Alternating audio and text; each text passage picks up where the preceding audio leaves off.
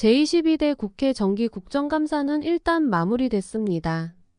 대한축구협회 정몽규 회장은 지난달 국회 문화체육관광위원회의 현안 질의에 참석한 데 이어 24일 국감 종합감사에도 증인으로 출석해 여야 의원들의 날 선질의 공세에 시달렸습니다. 현안 질의 때는 질문 요지를 벗어난 엉성한 답변으로 일간에 크게 질타받았지만 국감에선 비교적 명확한 입장과 정리된 견해를 밝히는 등 조금 다른 모습을 보여 눈길을 끌었습니다. 그런데 아직 끝이 아닌데요. KFA에 대한 문화체육관광부 차원의 감사 최종 결과 발표가 기다리고 있습니다. 정확한 발표 일정은 잡히지 않았으나 애초 예정됐던 이달 30일은 지금으로선 어려워 보입니다. 유인촌 문체부 장관은 국감 당시 감사 결과 발표가 조금 미뤄질 수 있다고 밝혔습니다. 홍명보 국가대표팀 감독 선임 과정에서 불거진 공정성 논란이 한창 들끓던 7월 기초조사를 거쳐 실지 감사를 진행한 문체부는 감독 선임에 대한 조사 결과만 중간 발표 형태로 공개했습니다. 나머지 행정 난맥상에 대한 부분은 아직 밝히지 않았는데요. 문체부는 실지 감사는 거의 마무리됐으나 최종 단계인 정 회장과 면담이 마무리되면 시일을 정하겠다는 방침입니다. 29일 서울에서 개최될 예정인 아시아축구연맹 어워즈와 각급 산하위원회 컨퍼런스 일정도 고려됐습니다.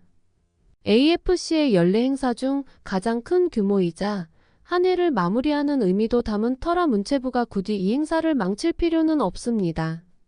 최종 감사 결과에 대한 체육계의 전망은 분분한데요. 알맹이가 빠진 듯했던 대표팀 감독 선임 중간 발표와 딱히 다를 게 없을 것이란 예상이 있는 반면 일각에선 추상적 내용이 아니라 수치와 팩트 중심의 사안이 집중적으로 다뤄진 만큼 수위가 상당할 것이라고 보기도 하는 상황입니다. 정확히 어떤 내용이 담길지는 파악되지 않았으나 지도자 라이선스 이수자 선정 특혜, 심판 문제, 운영비 활용 문제, 특정 에이전시와 유착 의혹 등이 종합적으로 담길 것으로 보입니다. 실제로 문체부는 그동안 KFA가 프로 및 대표팀 감독이 되기 위해 반드시 소지해야 할 P급 지도자, 라이선스 교육 이수자를 선정하면서 일부 지도자에게 특혜를 줬다는 정황을 포착하고 KFA 담당자에게 경위를 캐물은 것으로 알려졌습니다. 국회 문체위 국감과 함께 문체부 감사가 관심을 끄는 것은 정 회장의 사연임 도전 여부에 적잖은 영향을 주기 때문인데요. 대한체육회 스포츠공정위원회 심의를 통과해야만 내년 1월 KFA 차기 회장 선거에 후보로 등록할 수 있으나 우선 당면한 감사에서 뚜렷한 하자가 없어야 정 회장은 연임의 당위성을 호소할 수 있습니다. 유인촌 문화체육관광부 장관은 축구 국가대표팀 감독을 새로 선발할 경우 홍명보 감독도 다시 지원해서 공정한 절차를 밟아야 한다고 밝혔습니다. 유인촌 문체부 장관은 오늘 27일 KBS 일요진단 라이브에 출연해 홍명보 감독도 여러 가지 본인이 억울한 점이 있거나 문제가 있다고 생각하면 면접도 다시 하고 또 그 외에 다른 경쟁자와 함께 과정을 제대로 거쳐서 선임되는 게 맞다고 말했습니다. 유인촌 장관은 또 최근 국가대표팀의 좋은 성적이 감독 선임 문제에 영향을 주지는 않을 것이라며 정상적인 과정을 거쳐 다시 태어나는 것이 좋을 것이라고 덧붙였습니다. 정몽규 대한축구협회 회장의 사선에 대해서는 부정적인 입장이라며 정 회장이 생각을 정리하고 어떤 결정을 할 때까지 저는 기다려주는 게 맞다고 생각한다고 말했습니다. 다만 문체부나 대한체육회나 축구협회 인사에 개입하지는 않는다며 이런 스포츠의 자율성이 침해될 경우 국제기구들이 월드컵이나 올림픽 출전을 금지시킬 수 있다고 설명했습니다. 배현진 의원은 24일 오전 국회 문화체육관광위원회 현안 질의에 증인으로 참석한 정 회장과 홍명보 국가대표팀 감독 등을 향해 대한민국 축구종합센터 건립과 관련해 국제현상공모 절차에서 지속적으로 등장하는 HDC 사명에 대한 해명을 요구했습니다. 배 의원은 축구협회가 2015년부터 지금까지 국비와 시비 그리고 자체 재원까지 동원해서 약 1,550억 원을 투입하는 초대형 프로젝트를 추진하고 있다며 2020년 3월에 축구협회가 천안의 부지를 이제 지정하고 난 후에 축구센터 마스터플랜 건축사 건축회사를 선정하기 위해서 국제 공모를 시행을 했고 6월에 네덜란드의 UN 스튜디오라는 업체가 최종 선정되는 과정이 있었다고 운을 뗐습니다.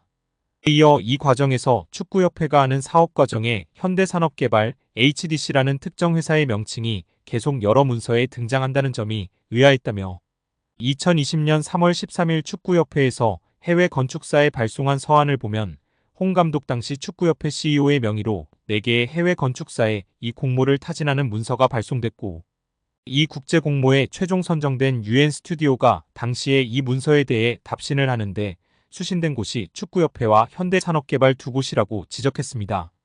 그러면서 현대산업개발이 전체적인 이 공모의 공식적인 과정에서 실무적인 수신을 받은 것이라며 2020년 11월 24일 UN 스튜디오가 다시 과업범위 및 수수료 제한이라는 계약 조정 문건, 비용에 관한 문건을 축구협회에 발송하는데 이 문서 또한 현대산업개발도 동일하게 수신한다고 꼬집었습니다. 또 해당 문서의 4번째 페이지를 보면 현장 방문 관련 내용에 대한축구협회, 현대산업개발, 그리고 한국의 설계사들과 함께 공동으로 디자인을 개발하기 위해 일정량의 한국 방문이 필요하다고 하며 이곳에 다시 특정 회사 명칭인 현대산업개발이 등장한다고 설명했습니다. 아울러 같은 문서의 6쪽에는 야외 운동장 설계는 지난 9월 25일 현대산업개발과의 회의에서 원칙적으로 논의하고 등의 구체적인 설계에 관한 논의 내용이 등장한다며 지속적으로 이 지금 실무 논의 과정에 지정된 업체와의 과정 중에 현대산업개발의 이름이 등장하는 것이라고 말했습니다. 배 의원은 정 회장을 향해 공식적인 국가적인 축구센터를 건립하는 과정에 공교롭게도 정 회장이 지금 운영하시는 현대산업개발의 이름이 공식적으로 이렇게 문서에 오고 가고 있다며 정 회장은 현대산업개발의 임직원들에게 축구협회의 센터 건립에 관해서 실질적으로 개입해서 실무를 하라고 지시한 바 있나라고 질의했습니다. 이에 정 회장은 축구협회를 최대한 잘 도와줘서 우리가 전문 지식을 갖고 있기 때문에 많이 도와달라고 그렇게 얘기를 했다. 도와주라고 얘기했다고 답했습니다. 그러자 배 의원은 축구협회는 현대산업개발 정몽규 회장의 개인적인 지역 조직이 아니라 대한축구협회 대한민국 축구의 강령을 목적으로 해서 하는 조직인데 굉장히 아주 자발적으로 업체 직원들이 동원이 됐다며 축구 팬들이 정 회장이 12년 동안 재임하면서 공사를 구분 못하고 지금 축구협회를 사유화했냐라는 질문을 드리는 것이라고 질타했습니다. 축구협회가 최근 스폰서 파트너인 하나은행에서 600억 원대 마이너스 통장을 개설한 것에 대해서는 협회 관계자 징계 요구 등을 거론했습니다. 유 장관은 원래 문체부 승인을 받아야 하는데 그렇게 안 한 것 자체가 위반이라며 절차상 문제 등을 따져 관계자 징계를 요구하고 다른 조치도 할 수 있는지 검토하고 있다고 밝혔습니다. 정몽규 취임 후 보조금은 11년간 3배 늘었습니다. 정부 보조금은 연간 최소 110억 원 수준이며 스포츠 토토 등 복표 수익 연간 200억 원이 지원되고 있습니다.